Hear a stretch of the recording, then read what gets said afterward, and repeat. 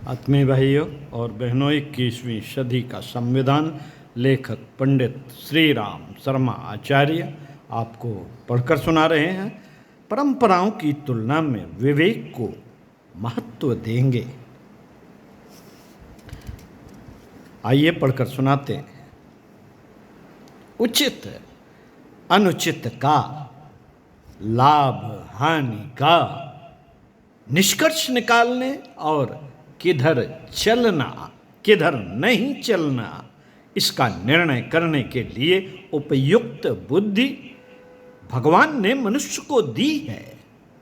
उसी के आधार पर उसकी गतिविधियां चलती भी हैं, पर देखा यह जाता है कि दैनिक जीवन की साधारण बातों में जो विवेक ठीक काम करता है, वही महत्वपूर्ण समस्या सामने आने पर कुंठित हो जाता है।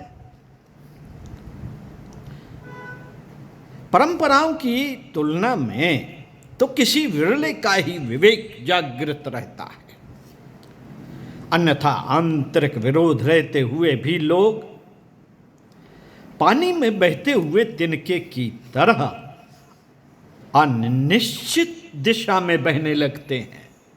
अनिश्चित दिशा में बहने लगते हैं। भेड़ों का झुंड जिधर भी चल पड़े उसी ओर सब भेड़ें बढ़ती जाती हैं। एक भेड़ कुएं में गिर पड़े तो पीछे की सब भेड़ें उसी कुएं में गिरती हुई अपने प्राण गंवाने लगती हैं। देखा देखी की नकल करने की प्रवृत्ति बंदर में पाई जाती है और दूसरों को जैसा करते देखता है वैसा ही खुद भी करने लगता है। इस अंधा अनुकरण की आदत को जब मनुष्य का मन भी इसी तरह मान लेने के लिए करता है और वह यह सिद्ध करने की कोशिश करता है कि आदमी बंदर की औलाद है। समाज में प्रचलित कितनी ही प्रथाएं ऐसी हैं जिनमें लाभ रत्ती भर भी नहीं, हानि अनेक प्रकार से है, पर एक की देखा देखी दूसरा उसे करने लगता है। बीड़ी और चाय का प्रचार दिन दिन बढ़ रहा है। छोटे छोटे बच्चे बड़े शौक से इन्हें पीते हैं। सोचा यह जाता है कि यह चीजें बड़प्पन अथवा सभ्यता की निशानी है। इन्हें पीना एक फैशन की पूर्ति करना है और अपने को अमीर धनवान साबित करना है।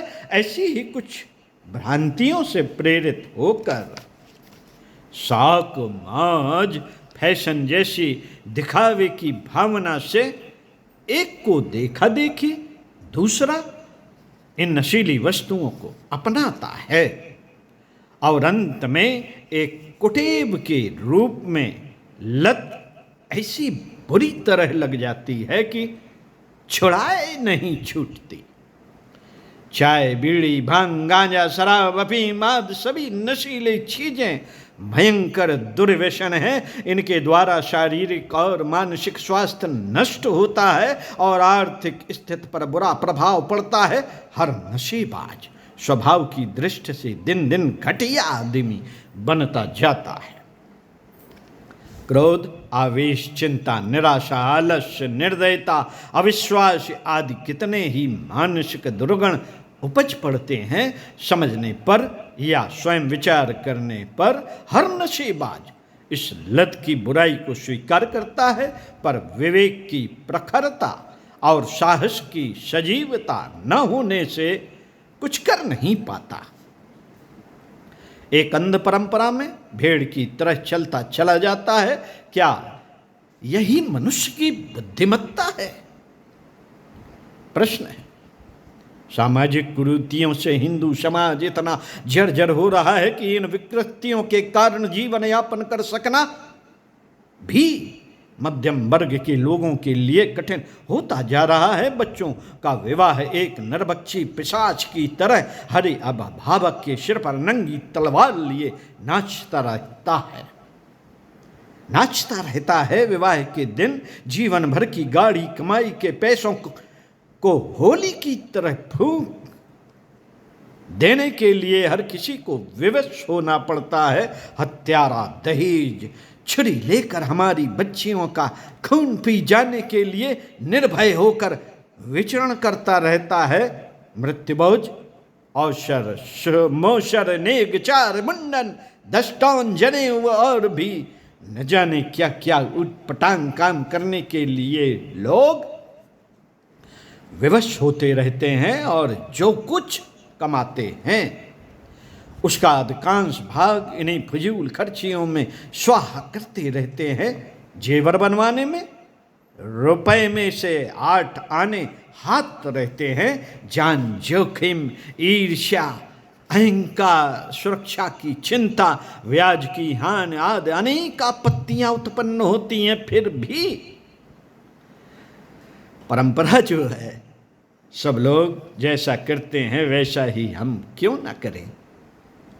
विवेक का परंपराओं की तुलना में परास्त हो जाना वैसा ही आश्चर्यजनक है जैसा कि बकरे का शेर की गर्दन मरोड़ देना। आश्चर्य की बात है, आश्चर्य की बात तो अवश्य है, पर हो यही रहा है।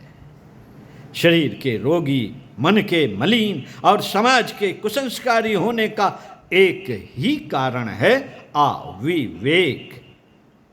यूं हम स्कूली शिक्षा ऊंचे दर्जे तक पास किए रहते हैं और अपने ढंग की चतुरता भी खूब होती है, पर जीवन की मूलभूत समस्याओं को गहराई तक समझने में प्रायः असमर्थ ही रहते हैं। बाहरी बातों पर खूब बहस करते हैं और सोचते समझते हैं, पर जिस आधार पर हमारा जीवनोद्देश्य निर्भर है उसकी ओर थोड़ा भी ध्यान नहीं देते। इसी का नाम है अविवेक। विचारशीलता का यदि अभाव न हो और गुण दोष की दृष्टि से अपनी व्यक्तिगत और सामूहिक समस्याओं पर सोचना समझना आरंभ करें तो प्रतीत होगा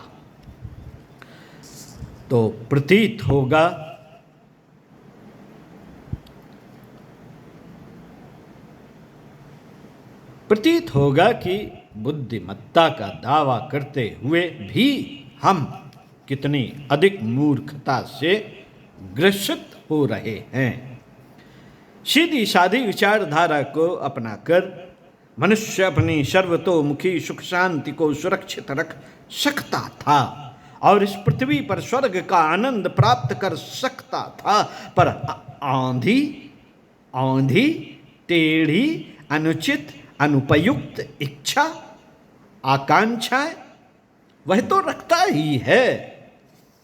उसके समीपवर्ती लोग भी चंदन के वृक्ष के समीप रहने वालों की तरह सुवासित होते रहते हैं। अपने मन का, अपने दृष्टिकोण का परिवर्तन भी क्या हमारे लिए कठिन है? दूसरों को सुधारना कठिन हो सकता है,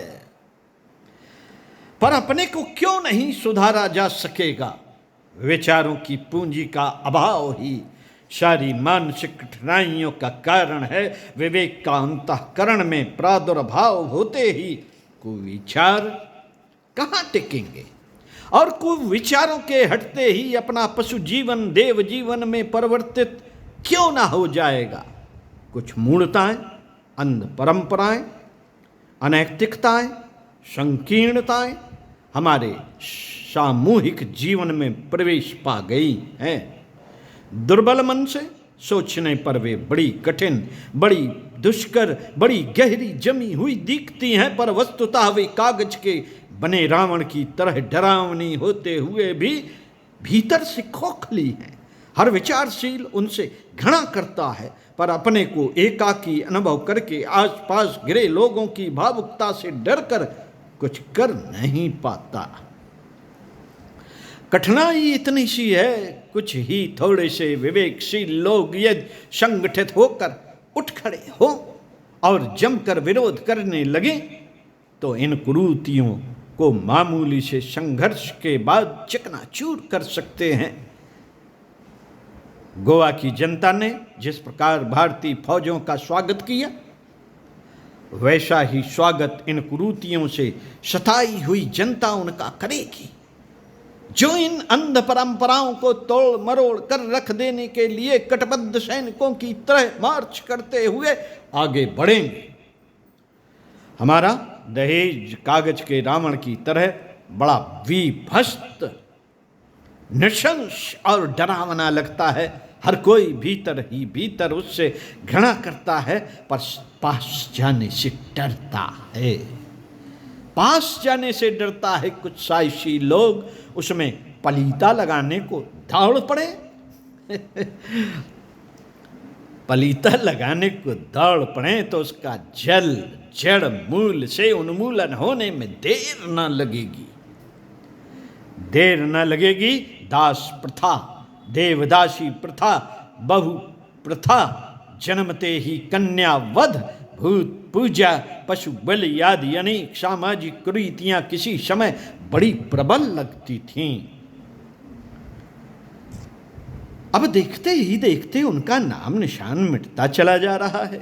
आज जो कुरीतियां, अनैतिकताएं एवं संकीर्णताएं मजबूती से जड़ जमाए दिखती हैं, विवेकशीलों के संगठित प्रतिरोध के सामने देर तक न ठहर सकेंगी। बालू की दीवार की तरह वे एक ही धक्के में भरभरा कर गिर पड़ेंगी। विचारों की क्रांति, विचारों की क्रांति का एक ही तूफान इन तिनकों के ढेर को उड़ाकर बात की बात में छितरा देगा। जिस नए समाज की रचना आज स्वप्न सी लगती है, विचारशीलता के जागृत होते ही यह मूर्तिमान होकर सामने खड़ी दिखेगी। मित्रों, पूज्य गुरुदेव का सारा जीवन ही धर्म और अध्यात्म की विचारधारा प्रवाहित करने में व्यतीत हुआ है। युग निर्माण के लिए हमें पहले जनमानस को बदलना होगा। कार्यों में परिवर्तन तो उसके बाद ही संभव होगा। जैसे जैसे हमारी विचारधारा प्रबुद्ध होगी, विवेकशीलता जगेगी, वैसे ही वैसे अनुपयुक्त को त्यागने और उपयुक्त को ग्रहण करने की प्रवृत्ति सक्रिय होती चली जाएगी। हाँ, पंडित श्री राम शर्मा आचार्य, ओम शांति। अगले वीडियो में आपको पढ़कर सुनाएंगे सज्जनों को संगठित करने, अनीत से लोहा लेने और नव सृजन की गतिविधियों में पूरी रुचि लेंगे। तो सुनते रहिए कुछ अच्छा और पढ़ते रहिए कुछ अच्छा। ओम शांति।